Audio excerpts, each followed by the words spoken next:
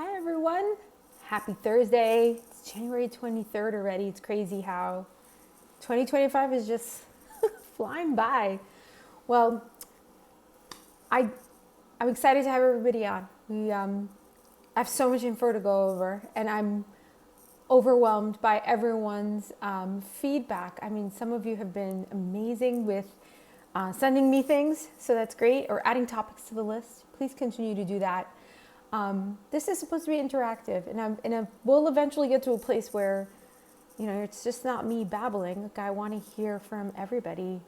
Some of the best resources that I've had are friends, are people I met on an airplane. They had some great insight and things that I didn't think of throughout this process that, I think we need more of, and I think we need to talk about it more, right? Which is the whole purpose of this page, of what Thrive is about. It's about women. It's about collaborating again. Don't y'all miss that? Maybe some of us never had that. I don't know. I just want it. I want all of you.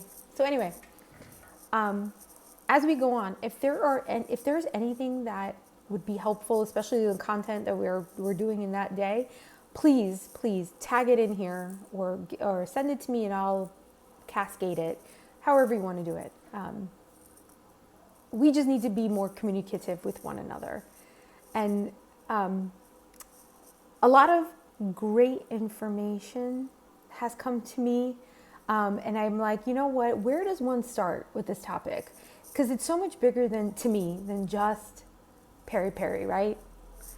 It's so much bigger. And it's like, where does one even start? I mean, do we talk about health and, the crap we're eating? Do we start there? Our water and all the estrogen in it? Do we talk about our air? Are we taking in and breathing in good quality air? Maybe that's a rabbit hole for another day. But this weekend, I kept thinking about women and how amazing we are. Let's use the word goddess because I love it. I think we're all goddesses. It's like, I didn't know where exactly I wanted to pinpoint to start. So I'm just going to throw some ideas out there, and I hope everyone comes back with some of their own, because I think that's what's missing. I think if you're not someone who can look in the mirror and say, damn, you are a goddess. And it doesn't have to just be physical appearance, although that's what the Oxford Dictionary calls a goddess. It was female deity, and then it said one that is adored especially for her beauty. Well, I think beauty is not just physical, right? It's inside and out. Embodying that, and trust me, like, when it's inside and out, you could feel that person walking in the room. It's just, their light just shines. So, that's what I think of when I think of a goddess. I think of a woman who's just in tune with her own intuition and her own gifts of empathy and collaboration and love. And that is truly what's needed to radiate upon humanity and just give it its light. I really feel like we all have a responsibility to do that. Ladies, I'm calling on you. All of us do. And I think something special truly happens in peri. We are, of course, dealing with a lot of physical and mental parts of peri that are not pleasant. But if you can, in the brief moments where other things sharpen up, like your intuition, like your ability to be more compassionate about something. I'm just speaking from my own experience. Being able to take a step back and say intuitively, yeah, that's off. That's not going to work for me. Whereas before, I would not have done that. I would not have dared done that. And now it's like, yeah, no, I am not doing that. Or having more compassion for the person in front of me. just being able to see things from both sides and not being quick to make judgments. And I think we're truly getting out of that era, right? I don't want to judge anybody else, and I don't want them to judge me. And I don't even do it on purpose, but sometimes you can't just help it. It happens. Yeah, I don't want to do that anymore. I'm done with that. That's like too low vibrational for me these days. I just don't even want to entertain it. I want to be in a place of peace. I want to be around women who want to succeed and be around other people that help them thrive and get to their goals. No more of that nonsense. It's just, it doesn't own a spot in my brain anymore, and it's not going to happen. I won't entertain it. Okay, done with that part. And as part of goddesses that I think of, it's like there's so many wonderful resources out there that I don't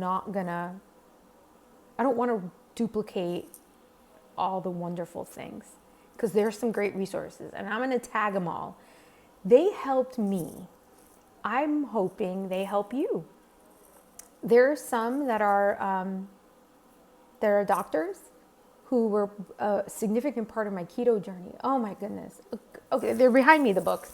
I don't ever put these down. Ever. Yes, I'm a Betty. And Dr. Pelz, they have new books too. And of course, my new books are, I had somebody borrow them for me. So I'm like, oh, I need those back. But anyway, these are just two of their books that they have out there. You need to go read them. And if you don't want to read them, they are online. They are on Instagram. At least that's where I follow them. Ladies, they are the only people at the time. I'm sure there's others now, and kudos to them. I hope you could tag them for me, because I'd love to read their stuff. But they were the only ones in my keto journey that taught me about not only my cycle, which I'm familiar with, but how to eat to it and why we crave what we crave. And that's where I love Dr. Pelz. Sorry, I said her name wrong. She's great at understanding the different phases and what kind of foods you're craving. Like if you're like me and you're craving stuff right before your period, yeah, she knows why. She'll help you. And what I loved about Dr. Estima's book is, ladies, I am not someone who strength trains. I am a runner. I don't run anymore because my knees just can't handle it, but I was a runner. I'm not let's go to the gym and lift weights. I am not that woman. I'm not coordinated enough. I tried CrossFit. I tried getting a personal trainer. Yeah, just didn't do it for me. But the more and more I read her book, the more and more I realized the importance of strength training and women's bodies. So if you don't use it, you're going to lose it in your muscles. And now here, 44 and peri, it is real. My hips, I think my pain just naturally goes to my hips. And yeah, they need more strengthening. And the more time I spend strength training now, and even stretching, doing hot yoga, that combination for me just seems to work so well. And I'm loving it. So I still get ailments here and there, but they are nowhere near where it was. 2 years ago, I was on vacation and I remember having difficulty getting out of the car.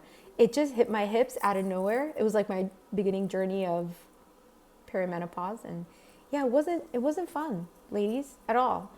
So if you have other authors or if you have other methods that you've used, doctors, resources, anything, please let us all know, because I would love to read them and I'd love to learn more. And I'm sure our audience would as well. So with that said, I wanted to also talk about other people. And I think they're part of my spiritual healing in all this. As a goddess, I naturally just think of her. My brain goes there. She's Sister Shanti on Instagram. Again, these people don't know me. And I know them because I follow them, but they don't know me at all. So I get nothing from this. There's no incentive for me. So I just wanted everybody to know that. She was amazing. I did a course on mirror work, being able to sit in front of the mirror and do various exercises. And ladies, I hope there's more openness to this than skepticism, but there is something about being alone in your space in front of a mirror and looking back and truly starting to dig deep into who you are and the thoughts that you're having. It takes time and it takes practice, but I know I appreciated that. I enjoyed every minute of those courses. I don't even know how she does them anymore. She might not, or she might still have an archive. So please go check her out. I love her content. And even if, I know she's perhaps dabbling into a whole host of other things now too. Take what resonates. But I loved, it really gave a new meaning for me to work out in front of a mirror. And that's a whole other thing for me that was different. I never worked out in front of a mirror. Now I have a mirror. I will do my weight training, my strength training at home. And I have a mirror there. Not only so I could see my own posture in it, and so I'm not messing up, but I'm connecting with me. I'm seeing me. There's a lot of inner child work you can also do that way. So for all of us with traumas, which I guess we all do, right? We all have some kind of trauma. It's connecting that way that I found beneficial. So anyway, check these resources out. And there's many more, and I'm just gonna tag them below. I hope everyone gets a chance to kind of just look at it. The point of here is, guys, again, a community. I miss that. We all need that. We're not alone in this. We're not alone in this journey. I want to reclaim for all women how to get back to being goddesses, because we all are. And maybe we never lost it and it's always been there, but it's kind of been suppressed and quiet. Are you using your intuition every day, or is it quieted down by everything else freaking happening around us? I feel like the noise is just getting louder and louder as time goes on, but I don't know.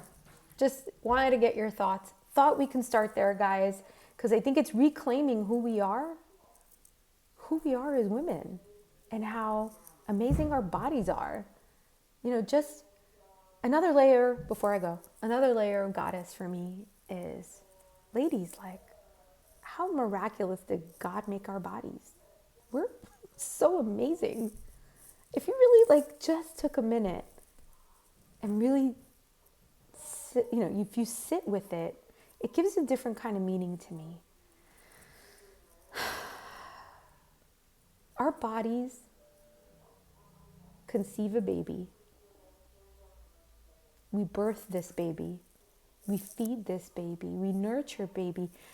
We do a lot with just this vessel that we're in. And I think that in and of itself makes us goddesses.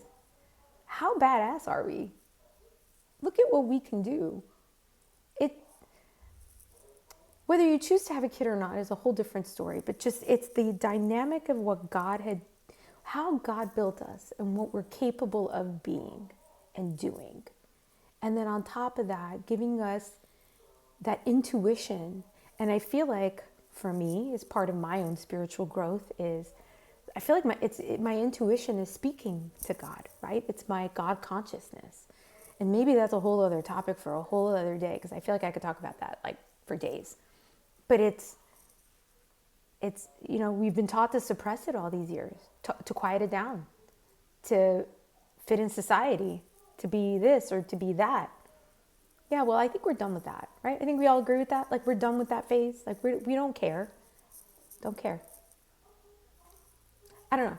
That's where my brain's going. So I hope we could start there, ladies. If you get a chance and you have additional information you can share, that'd be great. So we can just get it cascaded. What do you do for your spiritual journey? What do you do to get yourself motivated? Is there any practices you do to strengthen your intuitive nature? If there's anything that you do, if there's any people you follow, if there's any women empowering you every day in a different way, whether it's through food, whatever it is, it doesn't matter. Just cascade them through. We want to know more, girls. We want to know more. And I think I want to do a heavy segment soon about how to cascade this to our daughters and our children. I don't have daughters. I have sons. But how do we empower them at this age? It's like everything is like TikTok said so, you know, like no, don't lose what you have. How do we get them back to source in that way? I don't know. My brain's rambling now. So I will leave it at this. I hope everybody enjoys the rest of their day, and thank you. We'll talk soon.